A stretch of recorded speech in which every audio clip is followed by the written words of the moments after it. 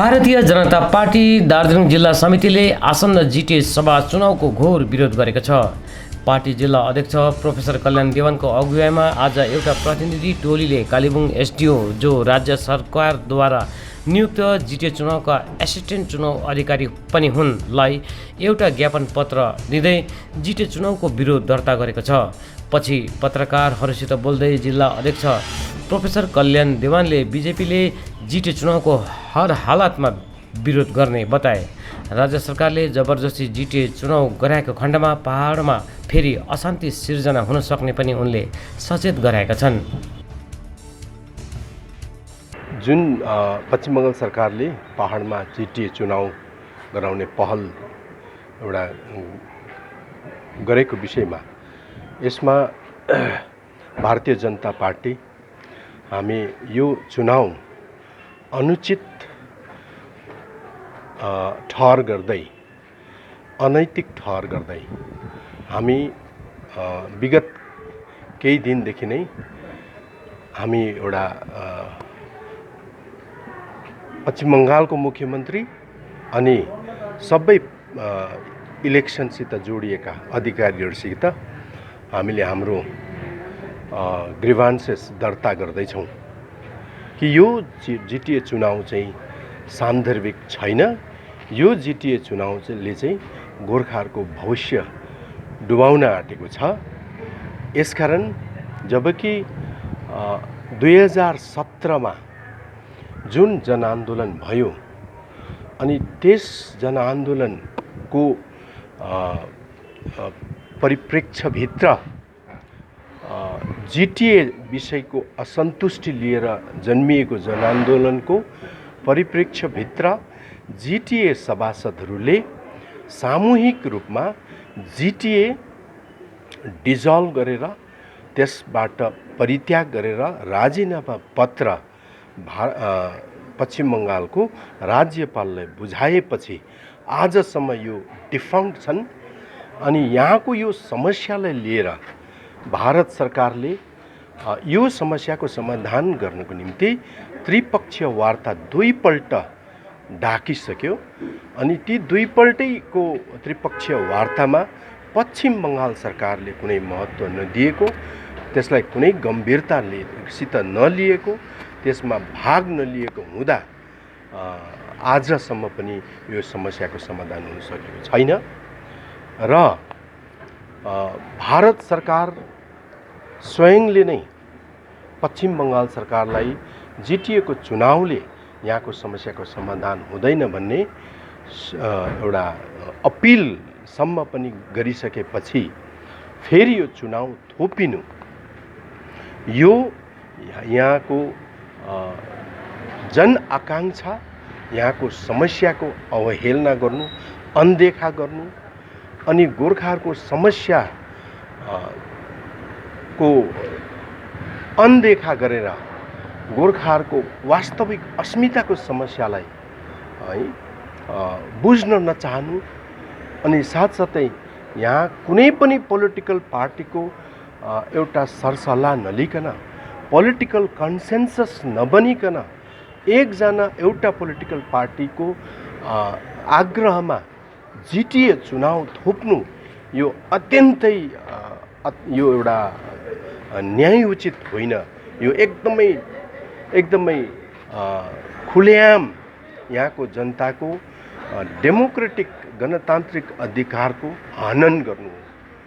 यो यसकारण यो जिटिए चुनाव थोप्नु भनेको थुकेको थुक चाट्नु लाउनु हो। यो यहाँको गोर्खाहरूको बेइज्जत गर्नु हो। गोर्खाहरूभित्र समाजमा रहेका प्रतिष्ठित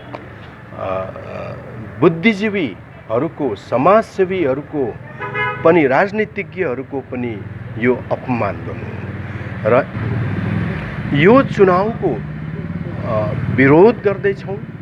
यो सरकारले यो सुन्नुपर्छ। सरकारले हाम्रो ग्रिभान्सेस यो राजनीतिक रूपले नलिएर यहाँको जनताको समस्या सम्झेर, जनताको गुनासो सम्झेर यो सरकारले आफ्नो निर्णयलाई फेरि पुनर्विचार गर्नुपर्छ अनि यहाँको चुनाव गराउने निर्णयलाई अहिलेको रूपमा अहिले वर्तमानको लागि स्थगित राख्नुपर्छ।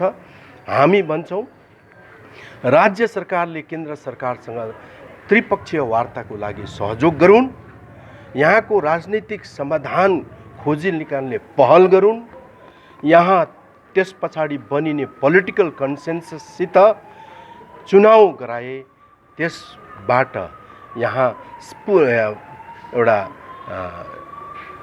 सधैँभरि रहिरहने शान्ति यहाँ बहाली हुन्छ, विकास पनि बहाली हुन्छ। तर आज जुन प्रकारको सरकारको हामी एउटा चरम एउटा के भने एउटा के अरे अटोक्रेटिक एउटा निर्णय हामी देख्दैछौँ, यसले गोर्खाहरूको समस्या निदान होइन तर गोर्खाहरूको अस्मिता मेटाउने, गोर्खाहरूले आफ्नो अस्मिता मेटाउनु पर्ने अवस्था भोलिको दिन आउन सक्छ।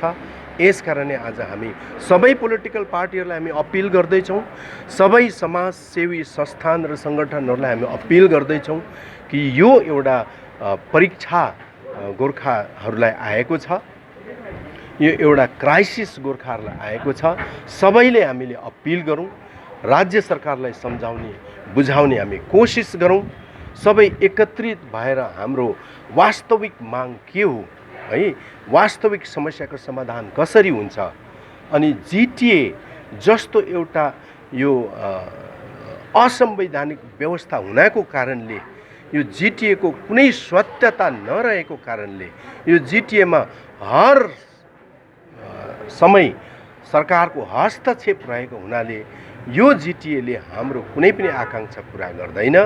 अनि त्यसै पनि पश्चिम बङ्गाल सरकार कङ्गाल भइसकेको छ। जिटिए चुनाव भएर यहाँको विकास हुने सपना देख्नु भनेको यो ठुलो ऐतिहासिक भुल गर्नु हो। सर एकातिर है तपाईँले भन्नुहुँदैछ, तपाईँले सबैलाई है जिटिए चुनावलाई चाहिँ है समर्थन गर्नु हुँदैन भन्ने कुरोमा अपिल गर्नुहुन्छ, एकातिर तपाईँ गर्नुहुँदैछ। तर ठिक तपाईँ अहिले जहाँ उभिएको छ यहाँदेखिको ठिक 100 मिटर तल ट्राइजम हलमा एउटा सर्वदलीय बैठक राखेको छ, जिल्ला प्रशासनले है जिल्लापालले राखेको छ, जहाँनिर जिटिए चाहनेहरू माने आइरहेको छ। एक नम्बर तपाईँ भन्नु त्यो बैठकमा सर्वदलीय बैठक हो, तपाईँलाई निम्त छ, तपाईँहरू एक नम्बर जाने कि नजाने एक।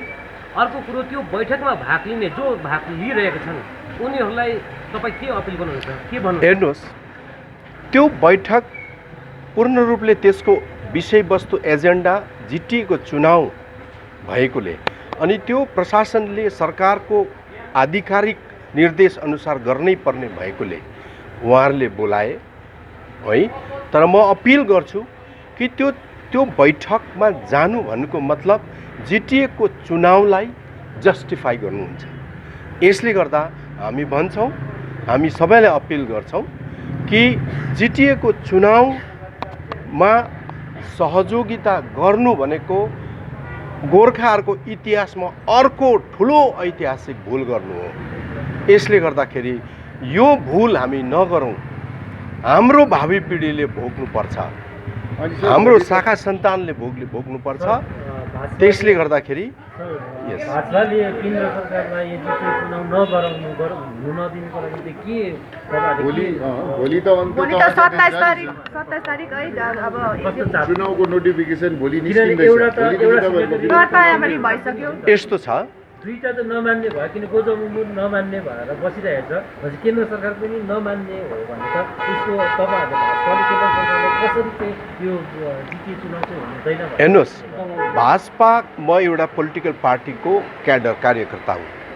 सरकार र पोलिटिकल पार्टी मिल्दैन, सरकारको निर्णय अर्को हुन्छ। हामीले केन्द्र सरकारलाई पनि हामीले अपिल गरेका छौँ कि यो चुनाव उचित होइन, अनुचित छ, असान्दर्भिक छ। यसले केन्द्र सरकारले डाकेको त्रिपक्षीय वार्ताको मर्यादा तोड्दैछ। यसकारण जिल्ला कमिटीले प्रस्ताव ग्रहण गरेर केन्द्र सरकारलाई या त तपाईँहरूको केन्द्रीय कमिटीलाई पठाउनु भएको छ जिटिए चुनाव हुँदैन भनेर। हामीले प्रस्ताव त यो पहिले नै हामीले लिएका हौँ र यसको जानकारी भाजपा पार्टीलाई थाहा छ। अब सरकारलाई जबसम्म नोटिफिकेसन हुँदैन, जबसम्म नोटिफिकेसन गर्दैन, सरकारले पहल गर्ने कुनै आधार पनि रहँदैन। त्यसले गर्दा विरोध गर्छौँ, विरोध गर्ने धेरै तरिका हुन्छ, त्यसको हामी अहिले खुलासा गर्दैनौँ। जनताले नचाहेको चुनाव जबरजस्ती सरकारले थोप्दैछ, यो एउटा सङ्केत राम्रो होइन। इभिएम मेसिनकोहरु पनि तयारी सरकारको लागि पनि धेरै सरकारी पक्षबाट तर्दामारी भइरहेको छ, ढिलो भएन? यो होइन, यो त ढिलो होइन, यो त अपरझट्ट गर्नुपर्ने यो परिस्थिति र यो राजनीति त राज्य सरकारको हो। राज्य सरकारले गर्यो। जहाँ चुनाव हुनुपर्ने पञ्चायतको चुनाव जो केन्द्र सरकारले राज्य सरकारले पहिल्यैबाट नै आग्रह गरिसक्यो, पञ्चायत चुनाव गराऊ, 14 फाइनान्स कमिसनको फन्डबाट यहाँको रुरल जनताहरू वञ्चित हुँदैछन् भनेर पहिल्यै पठाएको चिठी, तर त्यहाँ चुनाव गर्दैन। म्युनिसिपालिटी चुनावमा यहाँनिर एडमिनिस्ट्रेटर राख्ने पहल गर्छ। जहाँ जिटिए चाहिँ जहाँ स्टेलमेट छ, पोलिटिकल समस्या, यो जिटिएको असन्तुष्टिले कारणले यत्रो गण्डागोल भयो, यत्रो हुलदङ्गा भयो, यत्रो मान्छे जेल गए, यत्रो मान्छे शहीद भए।